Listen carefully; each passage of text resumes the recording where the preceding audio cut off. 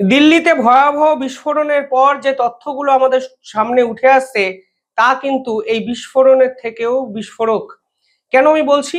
কারণ এই পুরো টেরর মডিউলটাকে বলা হচ্ছে হোয়াইট কলার টেরর মডিউল, অর্থাৎ হোয়াইট কলার জব এতদিন আপনারা জানতেন, কিন্তু সমাজের উচ্চ শ্রেণীর মানুষেরা যারা একটি শিক্ষিত, যারা ডাক্তার, যারা উকিল, তারা যদি একটি টেরর নেটওয়ার্কে জড়িয়ে যায় তখন কিন্তু নিঃসন্দেহে একটা জাতি, একটা দেশের পক্ষে ক্ষতিকর প্রবণতা কিন্তু নিয়ে আসতে পারে, যার প্রকৃত উদাহরণ এই দিল্লি ব্লাস্ট। ঠিক কালকে এই সময় দ্য ইন্ডিপেন্ডেন্ট নেটওয়ার্কে আমি একটি ভিডিও করেছিলাম এবং সেখানে কিন্তু আমি বলেছিলাম ভারতের গোয়েন্দারা নিখুঁত দক্ষতায় এই যে ডাক্তারি সন্ত্রাসের যে নেটওয়ার্ক সেটাকে কিন্তু ভেস্তে দেওয়ার অনবরত চেষ্টা করছেন। একাধিক ডাক্তাররা সামনে আসছেন যাদের বাড়ি থেকে AK-47 রাইফেল পাওয়া যাচ্ছে, কিংবা 350 কেজি RDXও কিন্তু উদ্ধার করা হয়েছিল। আর কালকে দিল্লি যে ব্লাস্ট হয়েছে, এখন মনে করা হচ্ছে সেই ব্লাস্টের লিঙ্ক ফরিদাবাদের সেই লিঙ্কের সঙ্গে কোথাও না কোথাও ভাবে মিশে যাচ্ছে। যদি অফিসিয়াল কনফার্মেশন আসেনি, কিন্তু যে তথ্যগুলো এসছে, যে গাড়ির ডাটা এসছে, কিংবা যিনি প্রধান অভিযুক্ত হিসাবে ধরা পড়েছেন, সেই পুরো বিষয়টা যদি আপনারা ধারাবাহিকভাবে শোনেন তাহলে বুঝবেন এটি কিন্তু একটি হোয়াইট কলার টেরর মডিউল, যার মাথার উপরে ডাক্তারের মতো উচ্চ শ্রেণীর মানুষ, শিক্ষিত মানুষ, যিনি আবার ভারতীয়। যাই হোক, যে কথাগুলো আমাদের সামনে এসছে আমি একটু আপনাদেরকে ধাপে ধাপে সাজিয়ে শোনাতে চাই। দেখুন, কালকে যে গাড়িটি প্রথমত আইডেন্টিফাই করা সম্ভব হয়েছে, সেই গাড়িটি ফরিদাবাদ থেকে এখানে যে বর্ডার আছে, নয়ডার দিকে যাওয়ার যে বর্ডার, দিল্লিতে ঢোকার যে বর্ডার, ভরতপুর বর্ডার, সেখানে কিন্তু প্রথম সিসিটিভিতে আইডেন্টিফাই হয়। এবং দুপুরবেলা যখন সিসিটিভিতে এই গাড়িটিকে দিল্লিতে ঢুকতে দেখা যায় তখনও কিন্তু সাধারণ মানুষ সে অর্থে কিছু বোঝেননি। সেই গাড়ির নাম্বার HR26CE7674 এবং এই গাড়িটি এই ভরতপুর বর্ডার টোপকে ওল্ড দিল্লির দিকে কিন্তু চলে যেতে শুরু করে। এবং ওল্ড দিল্লি ইতিমধ্যেই আপনারা জানেন যে একটি জনবহুল জায়গা, এবং রেড ফোর্ট অর্থাৎ লালকেল্লা এবং চাঁদনি চক এরিয়াতে সেই গাড়িটি পার্কিং লটে এসে দাঁড়িয়ে পড়ে 3:19 এবং সেখানে সুনেরি মসজিদের পাশে যে পার্কিং লট ছিল সেখানে কিন্তু গাড়িটিকে পার্ক করা হয়। এবং সে সময় পার্কিং লটে যিনি গাড়িটি নিয়ে আসেন, সে সময় তার ড্রাইভার নাম হিসাবে উমর মোহাম্মদের নাম কিন্তু উঠে আসে। অর্থাৎ গাড়িটিতে যিনি বসেছিলেন তার নাম কিন্তু উমর মোহাম্মদ।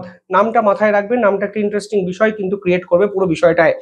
উমর মোহাম্মদ 3:19 পার্কিং লটে এসে দাঁড়ান এবং আপনারা শুনলে অবাক হবেন 3 ঘন্টা তিনি গাড়ি থেকে নামেননি।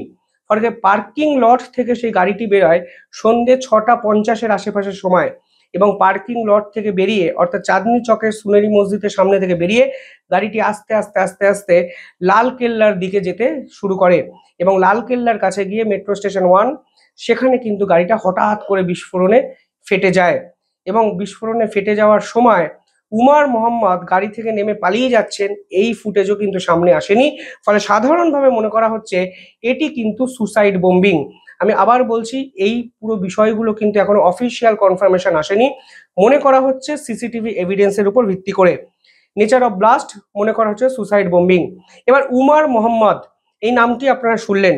এই পাশাপাশি আমি একটু তথ্য দিয়ে দিই যে এই পুরো ঘটনার পর দিল্লি পুলিশ এই পুরো বিষয়টিকে ইউএপি এর ধারা সেকশন 16 এবং সেকশন 18 এর আন্ডারে মামলা রুজু করেছে।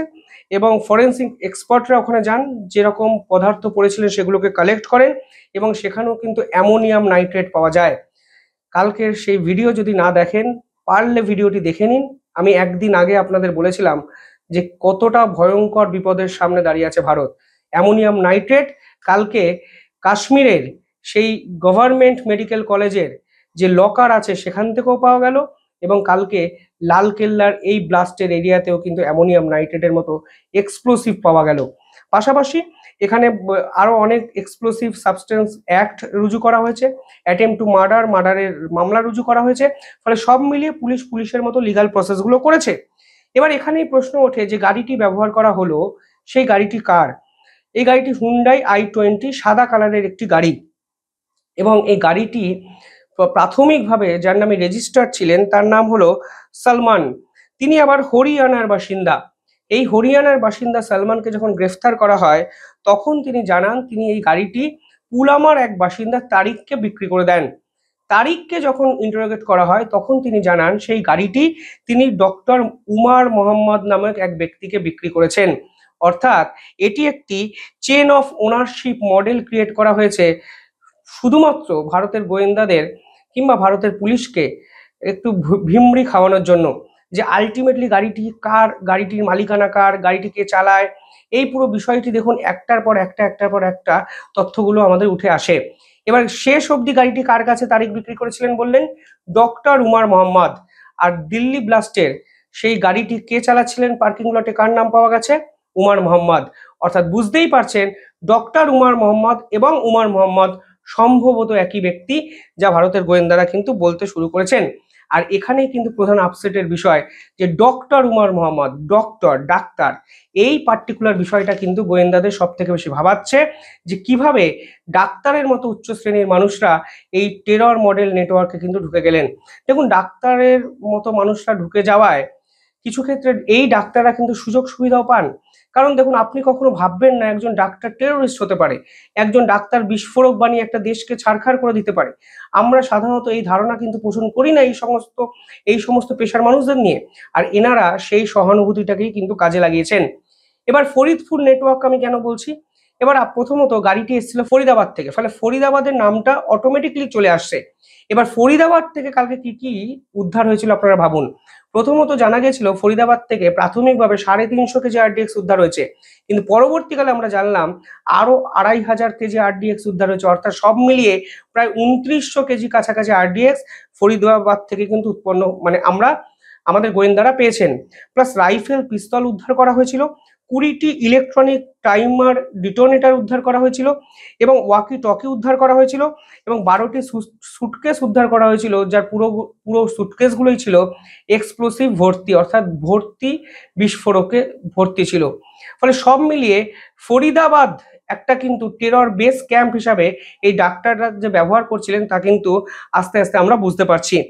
দেখুন, এই পুরো বিষয়টিতে যখন তদন্ত নামা হয় তখন কিন্তু গোয়েন্দাদের কাছে এই মুহূর্তে অনেকগুলো প্রশ্ন উঠে আসে। প্রথমত, প্রথমবারের জন্য যে ডাক্তারকে গ্রেফতার করা হয়েছিল উত্তরপ্রদেশ থেকে, যার বাড়ি কাশ্মীরের অনন্তনাগে, তিনি কিন্তু পরিষ্কারভাবে জেইসি মোহাম্মদের পোস্টারিং করছিলেন, এবং জেইসি মোহাম্মদের হয়ে তিনি কাজ করেন বলেই তাকে গ্রেফতার করা হয়, এবং তাকে ধরে বাকি নেটওয়ার্কটার কাছে কিন্তু ভারতের গোয়েন্দারা পৌঁছেছে।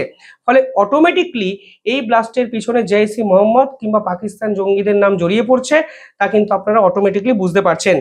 পাশাপাশি এই পুরো ছকটি একটা অদ্ভুত প্রবণতা তৈরি করেছে যে বিভিন্ন রাজ্যকে ব্যবহার করা হয়েছে, পার্টিকুলার একটি জায়গাকে কেন্দ্র করে কিন্তু এই টেরর নেটওয়ার্ক গড়ে ওঠেনি। আমরা হরিয়ানার নাম জানতে পারলাম, যেখান থেকে গাড়িটির প্রাইমারি ওনার সালমান, সেখান থেকে যাত্রাটা শুরু হয়। আমরা কাশ্মীরের নাম জানতে পারলাম, এবং শেষ কোথায় হলো? দিল্লিতে গিয়ে।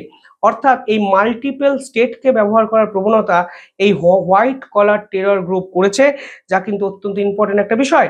পাশাপাশি আমরা জানতে পারলাম অদ্ভুত সুনিপুণ দক্ষতায় লিগাল চ্যানেলগুলোকে ব্যবহার করেছে ডাক্তারবাবুরা। জিপেতে পেমেন্ট হয়েছে, অনলাইনে পেমেন্ট হয়েছে, এবং এই যে ভেহিকেল ট্রান্সফার করা, ভেহিকেল রেজিস্ট্রেশন করা, এই প্রসেসগুলো এত সুনিপুণ দক্ষতায় এনারা করেছেন যে কোনো অবস্থাতেই কোনো সন্দেহ ওঠার জায়গাতে কিন্তু নেই। পাশাপাশি মেডিকেল সাপ্লাই, পেমেন্ট করা, এবং এক্সপ্লোসিভ এখান থেকে ওখানে নিয়ে আসা, এবং পুরো প্রসেসটার মধ্যে আপনি দেখুন কোনো খামতি কিন্তু এরা রাখেনি। ফলে পরিষ্কার বোঝা যায় যে এটি একটি ওয়েল অর্গানাইজড এবং ওয়েল স্ট্রাকচার্ড টেরর নেটওয়ার্ক, যা ভারতের গোয়েন্দারা কিন্তু এখন আমাদের সামনে আস্তে আস্তে করে নিয়ে আসছেন। অর্থাৎ সব মিলিয়ে দিল্লি ব্লাস্ট ভারতের ইতিহাসের হয়তো কালো দিন হয়ে থেকে গেল, কিন্তু এই দিন আমাদের সামনে যদি আলোর উৎসরণের মতো কিছু উপহার দেয়, সেটা হলো আমরা বুঝলাম কেউই হয়তো আর সন্দেহের ঊর্ধ্বে আর থাকলো না। যেখানে কাশ্মীরি ডাক্তাররা এই ধরনের কর্মকাণ্ড ঘটাতে পারেন, আমাদের হয়তো ভরসা এবং আশ্রয়স্থল হিসাবে আর কোনো পেশার মানুষরাই আমাদের মনের মণিকোঠায় আর থাকবে না। যাই হোক, দিনভর আপডেট আসবে, দেখতে থাকুন দ্য ইন্ডিপেন্ডেন্ট নেটওয়ার্ক। চ্যানেলটিকে ভালো লাগলে একটু সাবস্ক্রাইব করে দেবেন। ধন্যবাদ।